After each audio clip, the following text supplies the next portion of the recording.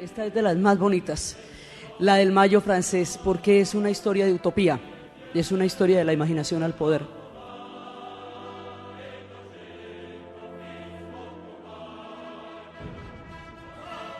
Hola, bienvenidos a la ponencia virtual del capítulo del Mayo francés del 68 realizado por Ana Ramírez y Mónica Calvo bajo la dirección de Fernando Gutiérrez. Este capítulo se realizó en el marco de la investigación de la serie En Marcha del semillero El vuelo del colibrí acerca de los movimientos estudiantiles alrededor de diferentes países. Con el Mayo francés del 68 se dio inicio a la indagación de todos los acontecimientos y accionares que surgieron en la época. Por ello, para entender con más claridad las transformaciones y las luchas protagonizadas por los movimientos estudiantiles y obreros, en Francia fue fundamental abarcar las fases política, social y cultural y además de ello, escudriñar en sus intereses, narrativas y simbologías. La pregunta de investigación fue ¿qué papel cumplieron los movimientos estudiantiles y sociales en el Mayo francés de 1968 en la búsqueda de una transformación? Partiendo de ello, era necesario y fundamental revisar tres aspectos. Uno, comprender qué ocurría simultáneamente en el mundo. Segundo, qué decisiones y accionares llevaron a los movimientos estudiantiles y sociales a tomarse las calles. Y tres, ¿qué transformaciones fueron significativas? El objetivo general es reconocer el papel que cumplieron los movimientos estudiantiles y sociales en mayo de 1968 en búsqueda de transformaciones. Y nuestros tres objetivos específicos son: 1. Describir el movimiento estudiantil francés con los cambios políticos, sociales y culturales que se generaron durante la fase de lucha. Segundo, analizar los elementos conceptuales del movimiento de acuerdo a las categorías descritas en el diseño de la serie. Tercero, hacer la producción correspondiente del capítulo. Por otra parte, la metodología de esta investigación con enfoque histórico-hermenéutico se divide en cuatro fases. Fase 1. Recopilación de información, fichas bibliográficas y entrevistas semiestructurada con el experto Juan María Sánchez. Fase 2. Sistematización de los conceptos plasmados en una matriz. Fase 3. Taller creativo, escaleta estructurada y libreto. Fase 4. Producción y postproducción del capítulo. El Mayo francés se divide en tres fases. La primera es la fase estudiantil, donde los estudiantes de algunas universidades como la de Nanterre tomaron protagonismo con sus acciones y decisiones puntuales, encaminadas a un mismo objetivo, la libertad. Y la segunda es la fase social, en donde los obreros mostraron solidaridad y se unieron también para defender sus peticiones respecto a los bajos salarios y las largas jornadas de trabajo. Y por último, la fase política, en donde De Gaulle renuncia y acepta su derrota. Durante esta crisis política, cultural y social, los estudiantes se encontraban y se adueñaban de espacios en los cuales tuvieran la oportunidad de manifestarse con su creatividad. A pesar de que los policías coartaban las acciones que ellos emprendían, sin embargo, siempre se unían y se enfrentaban con más gallardía y hasta con fuerza cuando recibían de ellos violencia y severidad. Uno de los principales puntos rechazados por los estudiantes fue la sociedad consumista, que dio pie a que en diciembre de 1966, en la ciudad francesa de Estrasburgo, se publicara un folleto titulado De la miseria en el medio estudiantil, el cual buscaba dar a conocer el rechazo del modo de vida estandarizado, sometido y alienado en los jóvenes. Asimismo, el 22 de marzo, estudiantes de la Universidad de Nanterre tomaron la palabra en la sala del Consejo de la Facultad con el objetivo de protestar, que luego se llamarían el Movimiento 22. Poco a poco las protestas de los estudiantes y las huelgas se volvieron rutinarias. ¿Pero realmente por qué protestaban? Se pedía que en las universidades se pudiera visitar al sexo contrario. Se pedía la libertad sexual, la educación, rechazaban la represión, defendían la liberación de Vietnam, la mejora en las infraestructuras de las universidades, la libertad de los estudiantes retenidos, la reapertura total de las facultades, el retiro de las fuerzas policiales en el barrio latino y la toma de la palabra. Pedían una sociedad más abierta e igualitaria. Básicamente buscaban más libertades.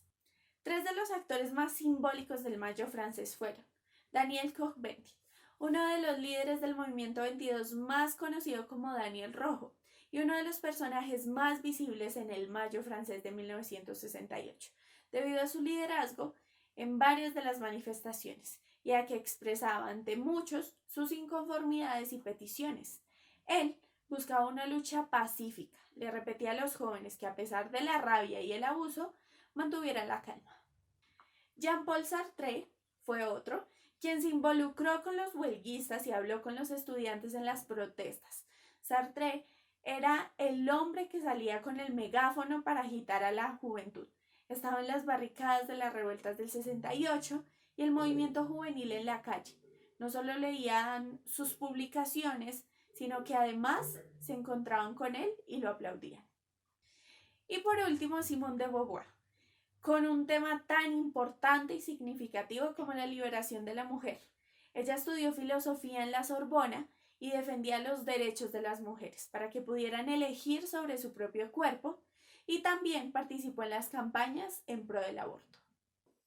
Otro aspecto esencial fue el arte como grito de transformación. La creatividad de los estudiantes y los obreros al hacer símbolos que manifestaban resistencia, letras que expresaban a través de la música, de sonidos, grafitis plasmados en las calles, los eslóganes dibujados en las paredes de la Sorbona y las banderas rojo y negro fueron sus mejores aliados. No solamente era político, cultural o social, sino estético. Todos los jóvenes, obreros, intelectuales, artistas y demás actores encontraron narrativas para hacerse oír. Tomaban la palabra en las calles. La libertad, fraternidad e igualdad eran las tres palabras más significativas para ellos. Las imágenes que ven en las diapositivas son piezas artísticas de esa época, realizadas por un colectivo de artistas compuesto por docentes y estudiantes de arte en París. Las paredes también fueron lienzos, testigos de la verdad. Esa sed de libertad más cultural que política conmocionó a todo un país e hizo que varias cosas cambiaran radicalmente, surgiendo un descontento colectivo. Las batallas internas entre los revolucionarios y los opositores provocaron que la resistencia creciera cada vez más. Por ello, las barricadas tuvieron tanta simbología intrínseca. Para los que estaban detrás de ellas, era una forma de estar en libertad, sentían seguridad. Y como no solo era arte visual, sino música, varios cantantes, compositores y músicos representaron en diferentes canciones que pasaba alrededor. Uno de ellos fue el cantautor George Moustaki, quien interpretó la canción Ma Liberté, y Claude Nougaro, quien creó otra obra bastante significativa llamada Paris May. Los movimientos estudiantiles del Mayo francés del 68 son sinónimo de transformación y lucha. Buscaban con vigor e ímpetu la libertad, generando asimismo una serie de narrativas y diferentes formas de expresión. Los jóvenes rechazaban en gran medida la vida de adulto implantada desde antes de los años 60, la cual limitaba sus libertades sexuales, educativas y de identidad. Todas esas acciones que hicieron del Mayo francés un hito fueron protagonizadas por varios actores que estaban en constante disputa, entre ellos los que defendían el sistema tradicional de la época, ejercido por el presidente de Gaulle, quien desempeñó su cargo desde enero de 1959, siguiendo sus estructuras jerárquicas y de comportamientos burocráticos. Junto a él también se encuentra Georges Pompidou y el Partido Comunista y universidades como la Sorbona y Nanterre. Precisamente la Sorbona y Nanterre fueron las universidades públicas que en ese entonces tuvieron mayores repercusiones negativas en cuanto a las críticas de los estudiantes y frente a las ideologías que manejaban las instituciones, que eran bastante tradicionales. Tiempo después se aumentó el salario mínimo un 35% y hubo otras importantes mejoras salariales y beneficios como más días de vacaciones. Por último, los documentos gráficos y los libros fueron otras formas narrativas que crearon los estudiantes para expresarse. El Mayo francés fue un hito para la historia, debido a las repercusiones y al impacto que tuvo en otros países occidentales. Muchos dicen que fue un fracaso político porque no se logró la revolución y los cambios esperados en la época. Sin embargo, Otros manifiestan que el Mayo francés impulsó algunas luchas anteriores, como por ejemplo la feminista. También estos movimientos generaron transformaciones significativas, las cuales permitieron dar un giro contundente a acciones cotidianas que los franceses percibían injustas. Además de ello, lucharon por los derechos de las mujeres, de los trabajadores, de los estudiantes y de los animales. Iban en busca de cambios radicales, poniendo en tela de juicio a un Estado. Y toda esta cohesión de luchas y procesos de cambio dejaron, entre otras cosas, la caída de Gaulle, luego de la derrota del referéndum, y la libertad de identidad. Y después de 50 años, este periodo de la historia se sigue recordando, no solo por el impacto que generó, sino por los significados que lleva intrínseco.